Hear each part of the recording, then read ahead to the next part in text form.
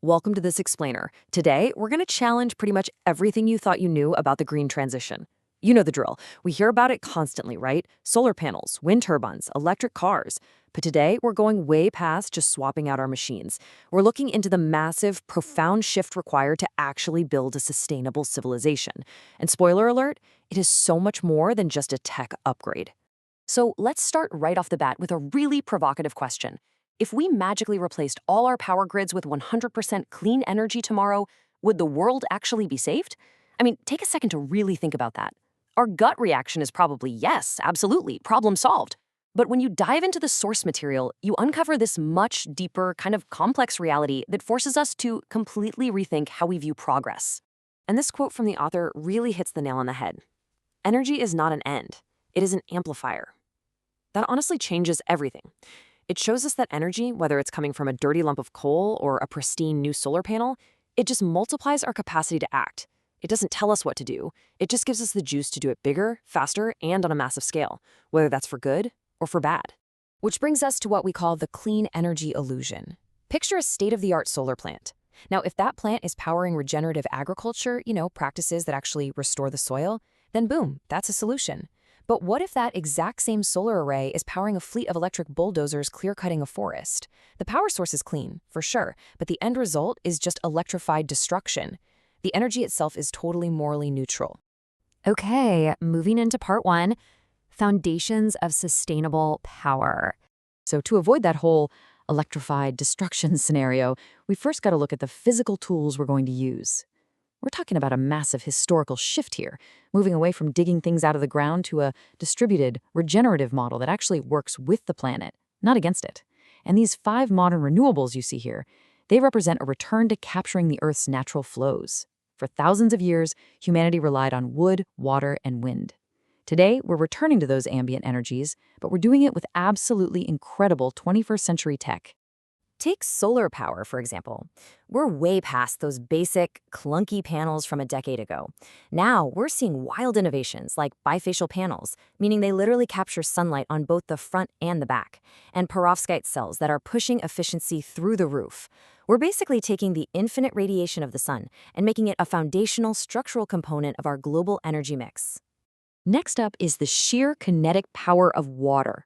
Hydroelectricity gives us this massive, predictable stability. And we're even expanding into tidal power, hooking into the totally predictable rhythms of the ocean tides. But, as the sources point out, we've got to be really careful here. Building giant dams alter entire river ecosystems, so those ecological impacts absolutely must be strictly managed to keep things in balance. And that leads us to a fascinating breakthrough: green hydrogen. The key thing to remember here is that hydrogen is a vector. It's a carrier, not a primary source. Basically, you take excess renewable electricity, like from wind or solar, and use it to split water molecules. What you get is an amazing way to store energy and, more importantly, a way to decarbonize the heavy stuff that batteries just can't handle yet, like shipping, aviation, and heavy industry. We're also completely revolutionizing wind energy. This is already a super mature technology, but we're unlocking even greater uninterrupted stability by moving these massive turbines offshore. Putting them deep out in the ocean where the wind blows consistently and powerfully removes a lot of the land-based hurdles and gives us a huge, steady power source. And finally, geothermal energy. This taps directly into the Earth's internal heat. And honestly, what makes geothermal so incredibly valuable is that it offers this beautiful, constant baseline of power. It literally doesn't care if it's cloudy out or if the wind dies down. It is there for us 24/7, keeping the grid totally stable.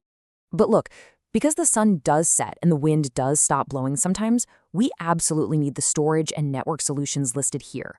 We're talking beyond just standard lithium-ion batteries. We're looking at sodium-ion, gravity storage, and thermal storage. When you pair all of that with smart digital grids, we can balance out all this decentralized power in real time. It's a whole integrated ecosystem. Let's transition over to part 2, the 3 pillars of energy ethics. So, as we just established, simply producing clean energy? Not enough.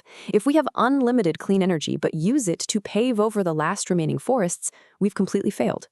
We need a moral framework to guide what we actually do with this power. The source material breaks this down perfectly into 3 distinct levels of energy ethics. Think of this table as our compass. It ensures that as our tech gets more powerful, our moral responsibility keeps pace, directing all this energy toward genuine progress. Digging into the first level, environmental ethics demands that our energy use strictly respects the closed-loop cycles of the Earth. Nature operates in perfect loops. Nothing is wasted. Our technology has to do the exact same thing.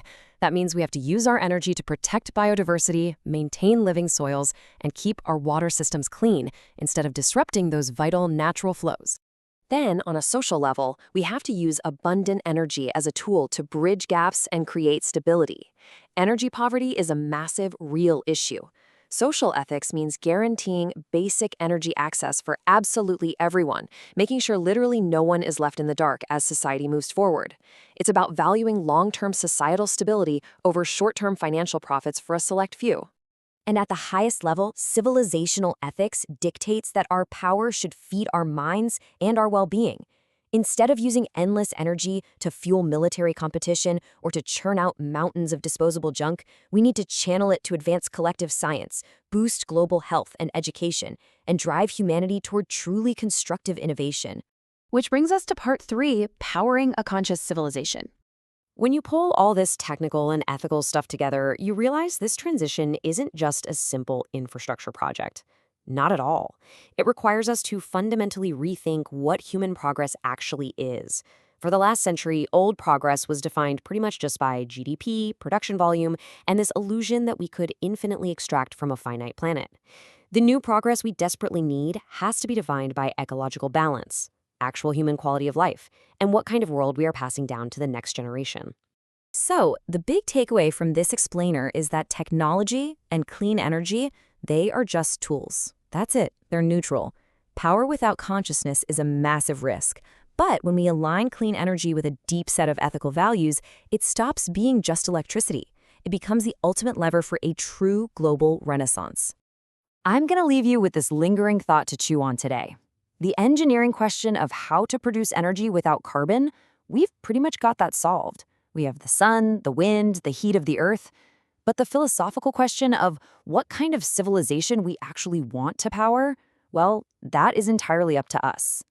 Thanks for joining me for this explainer, and I hope this gives you a whole new way to look at our energy future.